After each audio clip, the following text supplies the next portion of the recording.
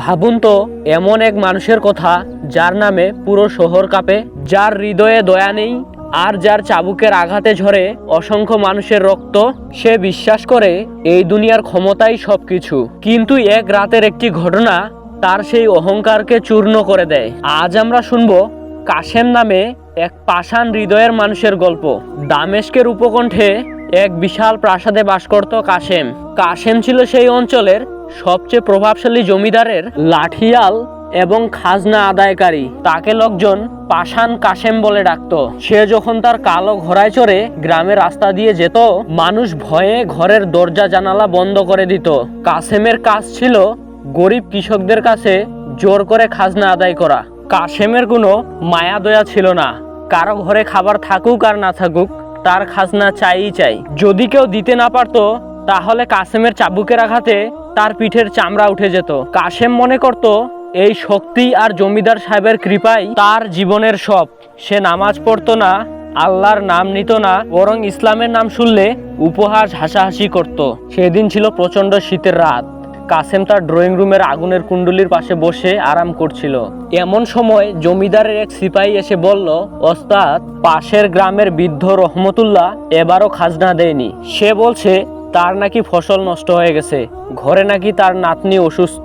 এটা শোনার পর কাশেমের ঠোঁটে এক বাঁকা হাসি ফুটে উঠল। সে চাবুকটা হাতে নিয়ে দাঁড়িয়ে পড়ল, বলল, রহমতুল্লাহর সাহস তো কম নয়। আমার হুকুম অমান্য করা মানে যমদূতকে দাওয়াত দেওয়া। কাশেম তার ঘোড়া ছুটিয়ে রহমতুল্লাহর ভাঙা ঘরের সামনে হাজির হলো। লাথি দিয়ে বেড়ার দরজা ভেঙে সে ভিতরে ঢুকে দেখলো, হাড় কাঁপানো শীতে একটি পাতলা কাঁথা মুড়ি দিয়ে বৃদ্ধ রহমতুল্লাহ তার 10 বছরের নাতনি ফাতেমাকে জড়িয়ে ধরে বসে আছে। মেয়েটির গোটা শরীর জ্বরে পুড়ে যাচ্ছে।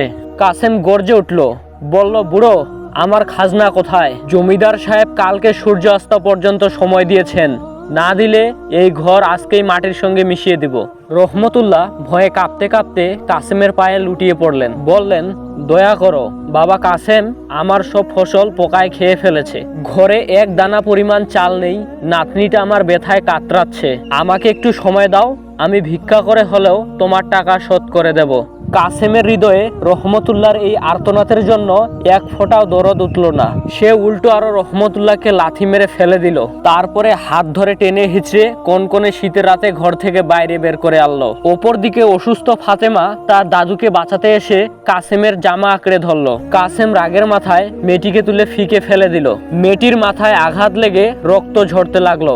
রহমতুল্লাহ আকাশ ফাটিয়ে চিৎকার করে উঠল, বলল, হে আল্লাহ, তুমি কি দেখছো না এই জালেমের হাত থেকে আমাদের রক্ষা করো? হে আরশের মালিক, তুমি এর বিচার করো। কাশেম অট্টু হাসি দিয়ে বলল, তোর আল্লাহ তোকে এখন বাঁচাতে আসবে না রহমতুল্লাহ, বাঁচতে হলে টাকা দে। সে রহমতুল্লাহর ঘরের সমস্ত আসবাবপত্র বাইরে ফেলে দিয়ে তাতে আগুন ধরিয়ে দিল। অসহায় বৃদ্ধ ও অসুস্থ নাতনিকে খোলা আকাশের নিচে রেখে কাশেম বীর দর্বে ঘোড়া ছুটিয়ে চলে গেল। কিন্তু সে রাতে কাশেমের ঘুম হলো না। বিছানায় এপাশ ওপাশ করতে করতে কেমন যেন তার দম বন্ধ হয়ে আসছিল। হঠাৎ মাঝরাতে তার সারা শরীরে এক তীব্র কাঁপুনি শুরু হলো। সে পানি খাওয়ার জন্য উঠতে চাইলো, কিন্তু দেখলো তার হাত পা অবশ হয়ে গেছে। সে চিৎকার করতে চাইলো, কিন্তু গলা দিয়ে কোনো আওয়াজ বের হচ্ছে না। সাথে সাথে কাশেম বুঝতে পারলো সে প্যারালাইসে আক্রান্ত হয়েছে। সেই অন্ধকার রাতে কাশেমের চোখে একে একে ভেসে উঠতে লাগলো তার করা সব জুলুমের ছবি। কত মানুষের কান্না, কত মায়ের হাহাকার, কত এতিমের দীর্ঘশ্বাস।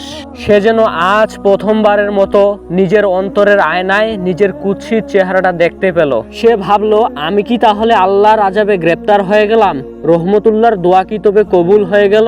পরের দিন সকালে যখন জমিদার শুনলেন কাশেম প্যারালাইজড হয়ে গেছে, তিনি একবারের জন্যও তাকে দেখতে এলেন না, বরং তিনি হুকুম দিলেন কাশেমকে প্রাসাদ থেকে বের করে দেওয়ার জন্য।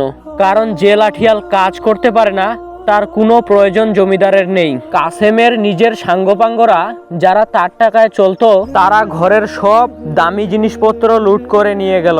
মাত্র কয়েক ঘন্টার ব্যবধানে কাশেম রাস্তার ভিখারিতে পরিণত হলো।